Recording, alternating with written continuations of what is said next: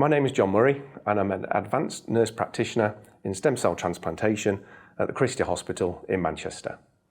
I'm the past president of the EBMT Nurses Group. Today we're going to perform a bone marrow procedure, an aspirate and trephine biopsy. This is a procedure to collect and examine bone marrow tissue to aid with the initial diagnosis and to monitor a previously diagnosed patient. This is usually an outpatient procedure undertaken on a day unit of a haematology department. Bone marrow examination is requested for a variety of reasons. This is a list of potential reasons, including the diagnosis and monitoring.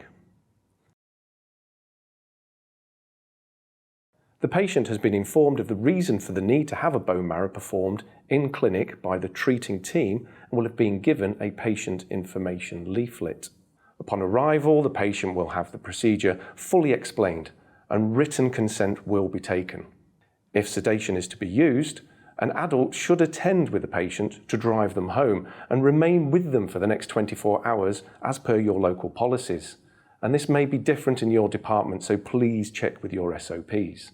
The practitioner who will perform the bone marrow may be a doctor or an appropriately trained nurse. The practitioner will have received training and be deemed proficient and signed off by the department. Training should involve, as a minimum, completion, assessment and sign-off using a bone marrow training package. And this includes demonstration of the full theoretical understanding of the indications, the contraindications, complications, equipment and technique of bone marrow procedures. Observation of a competent practitioner until confident to attempt the procedure under supervision.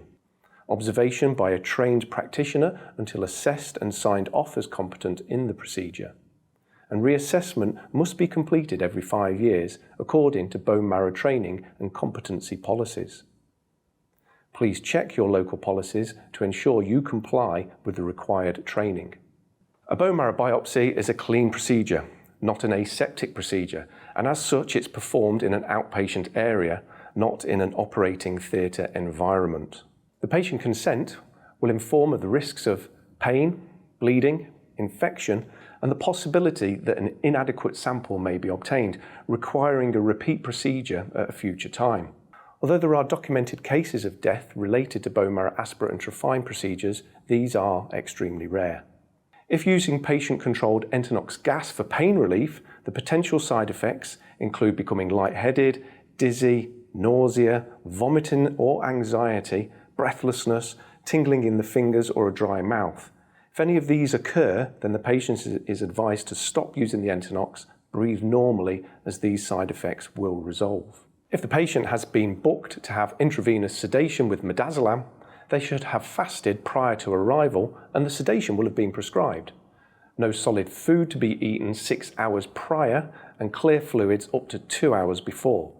Sedation is a 2-person process with the midazolam administered by a trained nurse according to local policies. If midazolam is used, flumazenil should be available in the event of an overdose. The patient must not be allowed home alone and is unable to drive or operate heavy machinery or complete any legal documentation for 24 hours after the procedure.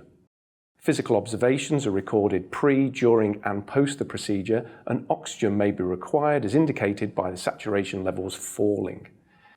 If saturations do fall and the patient is unrousable, midazolam may be reversed with flumazenil. The patient will then be required to be admitted for observation. Bone marrow examination is usually performed on the posterior iliac crest. The sternum can be used in those over 12 years of age for aspirate only. The anterior iliac crest may also be used instead for those who have an infection, injury or morbid obesity that prevents access to the posterior crest. Those sites will not have samples taken from them today in this video. Bone marrow examination can be performed even when patients have low platelets or are on anticoagulation. There are no absolute contraindications to bone marrow aspiration, although the following are relative contraindications. The patient is placed in position. For access to the right hip, lie in the left lateral decubitus position with both legs flexed, and the other way for the other hip. The equipment is laid out and we can begin the procedure. A trolley with cleaning solution, needles, syringes, aspirate and trephine needles, swabs and dressing, and sharps bin has been prepared, as you can see. With a sweeping motion, feel for the crest of the posterior iliac bone. This can be more difficult with larger people who have a larger fat pad covering the area.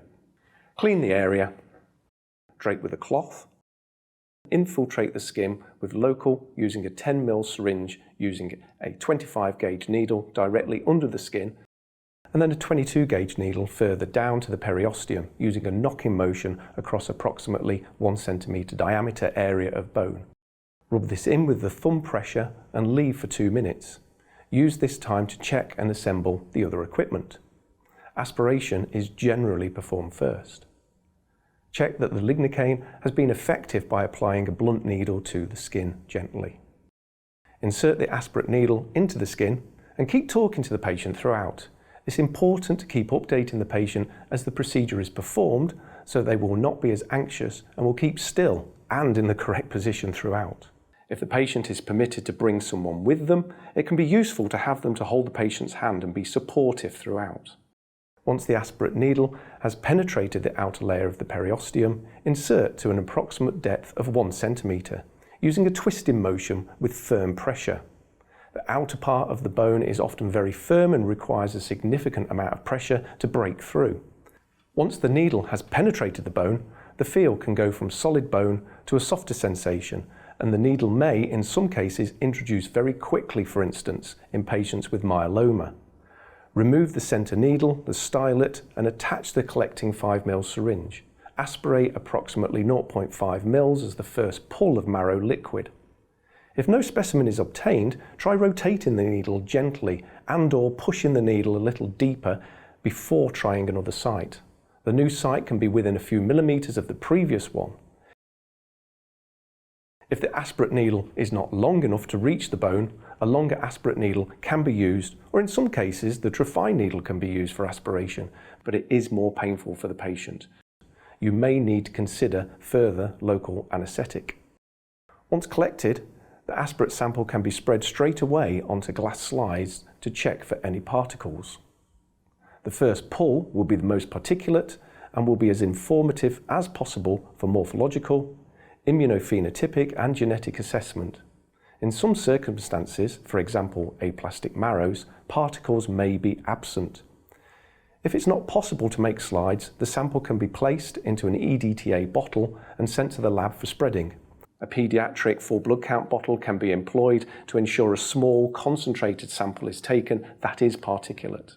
Other aspirate samples may be required for cytogenetics, flow cytometry and MRD that will need between 3 and 20 ml of marrow. And please follow your local guidance. Once all the samples are taken, remove the aspirate needle and discard it safely in a sharps bin. Insert the Trephine needle. This may be called a Jamshidi needle.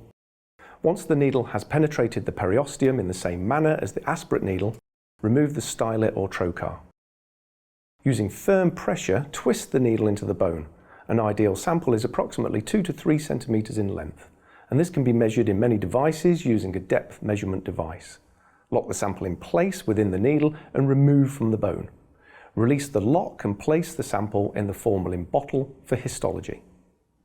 Label all of the samples with accurate clinical details which will help the reporting pathologist or haematologist to provide the most useful clinical information and may also guide the laboratory towards special stains that would not routinely be employed. All specimens and forms must have addressograph labels and should have clinical details specifying known or suspected diagnosis, the recent treatment and the reason for the request. For example, an ALL patient day 100 post-bone marrow transplant who's having a routine assessment. Please note that the samples taken do go to different laboratories, so clinical details should be added to all of the forms, not just the one. Apply pressure to the exit site for a few minutes to ensure the bleeding has stopped and bruising is minimised. Cover with gauze and a dressing and advise to keep covered and dry for 24 hours. Place the patient on their back for 10 minutes of further pressure. The patient can safely go home if there is no bleeding from the site. Give post-procedure patient information with an emergency or hotline telephone number and explain to contact if any of the following occur. To help minimise bleeding and discomfort, avoid rigorous activity or exercise for a day or two. If the patient has had enterococcal gas, they will require at least 20 minutes recovery. If they had midazolam, then they will need to wait until they are fully conscious and are able to take a drink. This could be several hours in some cases, and they would therefore require observation throughout that time on the day unit. Once ready to leave, ensure that they have a follow-up appointment for the results in clinic.